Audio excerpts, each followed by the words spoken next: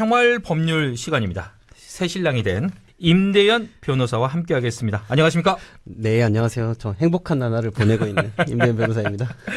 우리 애청자 여러분들에게 저희가 이제 전해드리진 않았습니다만은 그러니까 이제 지지난주 방송을 하고 그 주에 이제 결혼식이 있었습니다. 그래서 신혼여행을 이제 다녀오셨어요. 네네. 지금 돌아오신 지 며칠 안 됐죠? 예, 맞습니다. 그러면 과도한 또 업무가 기다리고 있지 않습니까? 네. 일단 축하드리고요. 예. 예. 오늘 본격적인 또 내용으로 들어가 보도록 하겠습니다. 네네. 오늘 이제 주택법과 관련된 내용을 좀 준비를 하셨다고요?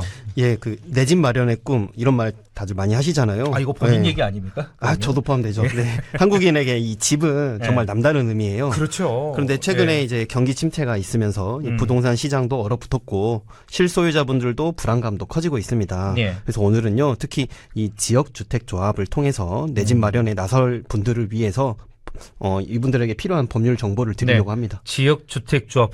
뭐 광주에서도 지금 많은 지역에서 이 조합을 만들어서 그러니까 아파트를 이렇게 짓기 위해서 이렇게 준비를 하고 있는 곳들이 되게 네, 많은 걸로 맞습니다. 알고 있는데 이와 관련돼서 좀 좋지 않은 뉴스들도 많이 나오고 있는 것도 사실이고, 자, 저렴한 가격에 내 집 마련을 위해서 이 지역주택조합을 생각하는 분들이 의외로 많단 말이죠. 그런데 제대로 된 정보가 없이 뛰어들다가 법적인 분쟁이 생기는 경우가 정말 많은 것 같아요. 예, 그렇습니다. 이 지주택이라고 저희가 줄여서 부르는데 예. 이 지주택은요, 시중 일반 아파트 청약에 비해서는 훨씬 비교적 저렴한 가격으로 내 집을 마련할 수 있다라는 장점이 있습니다. 예. 또 토지나 주택을 보유하고 있지 않은 사람도 조합원이 될 수가 있고요. 재건축이나 재개발 조합에 비해서는요, 조합 가입의 문턱이 낮은 것도 사실입니다. 그리고 실제로 토지 매입부터 아파트 시공까지 문제없이 진행이 되는 경우도 많이 있습니다. 예. 그런데 모두 다 그렇게 되면 좋겠지만요, 항상 그렇게 쉽게 잘 되지는 않습니다.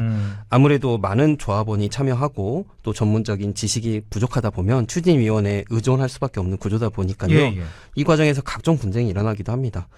저도 이와 관련해서 여러 건의 소송들을 다뤄봤지만 예. 일반적인 민사소송과 다르게 뭐 조합 규정이나 계약 조건이 복잡하게 얽혀 있어서요, 소송도 복잡한 경우도 많습니다. 하나하나씩 저희가 좀 살펴보도록 하겠습니다. 예. 그러면은 이 지역주택조합을 통해서 내 집 마련을 할 때 어떤 점을 제일 먼저 좀 기억을 해야 될까요? 예. 예, 먼저 계약 단계에 대해서 계약. 좀 설명을 드리려고 하는데 네네. 제가 실제 만났던 의뢰인의 이야기를 좀 해보려고 합니다.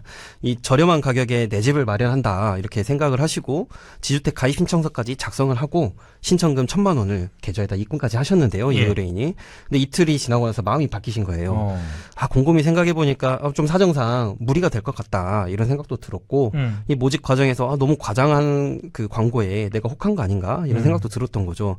그래서 공급 계약을 철회를 하고 신청금을 돌려달라 이렇게 요구를 하셨는데요. 예. 이 경우에 신청금을 돌려받을 수 있었을까요? 제 생각에는 사실은 저희가 이제 어디 가서 물건을 사도 그 물건이 예를 들어서 뭐 며칠 안에만 하면은 이제 환불이 된다. 뭐 이런 규정들이 대부분 좀 있잖아요. 네네. 이 정도면 충분히 제 생각에는 좀 가능하지 않을까 싶은데 좀 어떻습니까? 예. 정답은 말씀하신 대로 돌려받을 수 있다. 돌려받을 수 맞습니다. 있다. 예. 그런데 일반 주택 계약이었다면요, 예. 우리가 계약금을 포기해야 되는 상황이긴 합니다. 일반 주택 매매 계약이라면요. 주택 매매할 때는 네, 그렇죠. 또 달라요. 네, 계약금을 포기해야 되는 상황인 건 맞는데 네. 이 경우는 좀 다릅니다. 주택법에서요, 주택조합에 가입을 신청한 자는 가입비 등을 예치한 날로부터 30일 이내에 청약을 철회할 수 있다라고 정하고 있기 때문이죠. 예. 그리고 이 청약 철회를요, 서면으로 하시면요, 서면을 발송한 날에 그 효력이 발생하고요, 이 서면을 조합이 받은 날로부터 7일 안에 반환까지 해야 된다라고 법적으로 다 정해놓고 있습니다. 그러니까 어찌됐든 간에 이 30일 이내에 해야 된다. 예. 요건 좀 기억을 네, 맞습니다. 하셔야 될 것 같아요. 네. 그런데 이제 간혹 저희가 이제 계약서나 서류 작성할 때 보면은 뭐 특약처럼 이거 있잖아요. 환불이나 해지 안 됩니다. 불가합니다. 이런 네네. 말이 적혀 있기도 하잖아요. 예. 예. 이 청약도 마찬가지인가요? 그러면? 예, 이 청약 같은 경우에도 계약서나 가입 신청서에 이런 문구가 많이 적혀 있습니다. 예. 부적격 세대 명의 변경권 환불 및 해지 불가 이렇게 적혀 있는 경우가 많은데요. 예.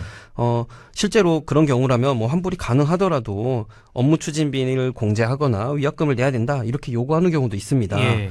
또 제가 만났던 분들 중에서는 실제로 이런 이유 때문에 저는 어쩔 수 없이 계약을 유지해야 될 것 같아요 이러시는 경우도 있었고요. 예. 근데 법원 판례를 보면요, 이런 경우라도 30일 이내라면 모두 다 돌려받을 수 있다. 된다라고 하고 있습니다. 아, 판례가 있군요. 예, 그렇습니다. 주택법에서도 모집 주체는요. 조합 가입을 신청한 사람이 청약을 철회한다는 이유로 위약금이나 손해배상을 청구할 수 없다라고 정하고 있고요. 그러니까 이 환불이나 해지 불가란 말이 적혀 있어도 네, 맞습니다. 30일 이내면은 돌려받을 수 있다. 예, 그렇습니다. 이게 이제 판례에 있다는 거죠. 예, 그렇죠. 그리고 실제로 우리 일반적인 사람들은 법률을 잘 모르니까 이렇게 가서 환불을 요청을 했는데 환불을 거부하면서 계약 해지하시면 위약금이 발생하니까 예. 계약을 유지하세요라고 거짓말을 해가지고 30일이 만약에 넘겨버렸다. 예, 이런 경우라도 설명 의무를 위반한 것에 해당하기 때문에 돌려줘야 된다라고 보고 있습니다. 야, 이거 좀 기억을 하셔야 되겠습니다. 우리 애청자 여러분들. 그렇다면 이제 주택법이 적용이 안 되는 예외도 있을 것 같아요. 그건 어떻습니까? 예, 간혹 가다 보면요. 네. 이 무주택 요건을 갖추지 못했다거나 거주 요건이 안 맞는다 또는 부적합 조합원이다 이렇게 하면서 당신은 주택법 적용이 안 되니까 청약 철회가 어렵습니다. 이렇게 하는 경우가 있습니다. 아니, 그러면 처음부터 이걸 뭐 받지 않아야 되는 거 아닌가요? 예. 제가 그 생각도 들긴 하는데. 네네, 맞습니다. 네. 그래서 이런 경우라도 주택법에 따라서 30일 내에는 청약 철회를 할 수가 있고요. 그리고 또 최근에 이 협동조합형 민간임대주택이라고 이게 많아지고 있는데 혹시 10년 전세 아파트 보신 적 있으신가요? 저는 이제 처음 들어봤습니다. 이게 이제 많아지고 있는 유형인데요. 이 경우에는 주택법이 적용이 되지 않고 민간임대주택에 관한 특별법으로 보호는 받을 수 있습니다. 네. 그런데 다만 유형에 따라서요. 이게 투자협동조합 형식이라면 이 경우에는 보호를 받기가 어려울 수 있습니다. 그러니까 이 10년 전세 아파트라고 불리는 곳들은 특별히 유념하셔야 합니다. 그러니까 지역주택조합이냐 아니면 투자협동조합이냐에 따라서 달라진다는 거예요. 예, 맞습니다. 예. 집이라는 게 사실은 많은 비용이 들어가는 거잖아요. 기다림의 연속이겠네요. 지금 이 사업이 보면은 보통. 그런데 계약 철회가 가능한 시점이 이 30일밖에 안 되고 앞서서 이제 저희가 뭐 사례를 통해서도 봤습니다만은 신청금이 1,000만 원이에요. 1,000만 원이란 돈이 작은 돈은 아닌 예. 거잖아요.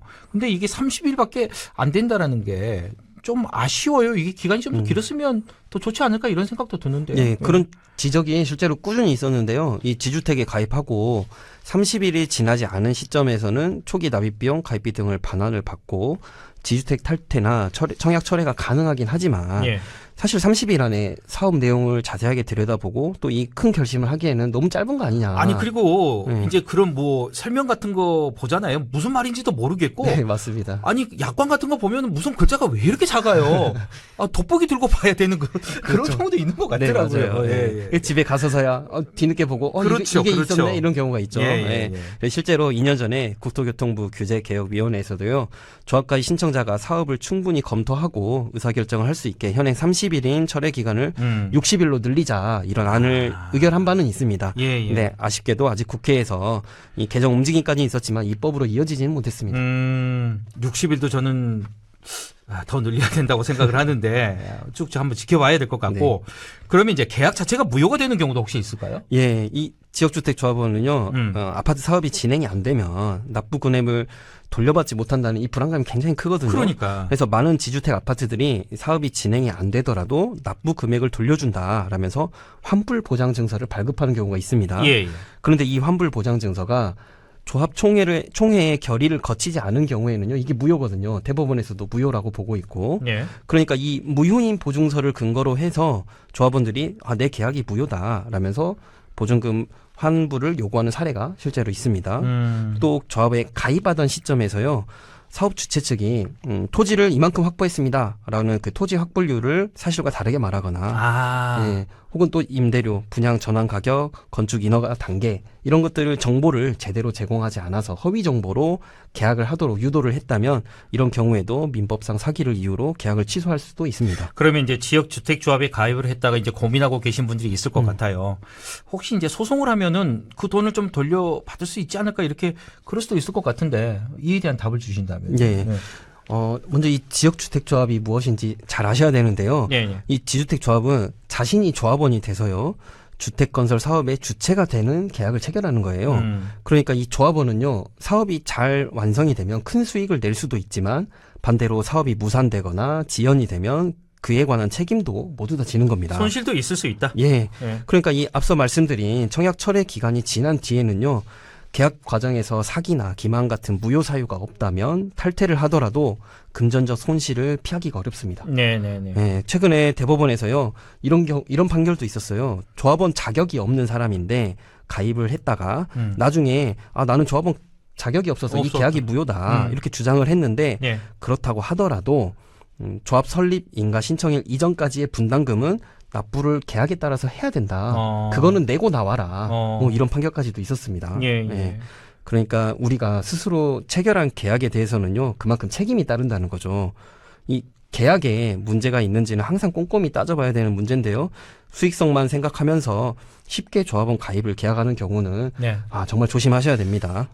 오늘 이야기를 좀 이렇게 정리를 해야 되겠네요. 지역주택조합이라는 게 저희가 이제 뭐 위험성 모든 그 지역주택 조합이 다 위험하다 이건 아니에요. 네, 맞습니다. 예, 근데 이걸 이제 하시려고 하실 때는 개개인들이 조금 더 좀 꼼꼼히 이것저것 많이 좀 살펴보고 나서 이제 가입을 하시든지 뭐 하셔야 된다. 네. 뭐 이렇게 좀 정리를 하면 될 것 같습니다. 네. 자, 오늘 여기까지 전해 듣겠습니다. 임대윤 변호사와 함께했습니다. 오늘 말씀 고맙습니다. 네, 감사합니다.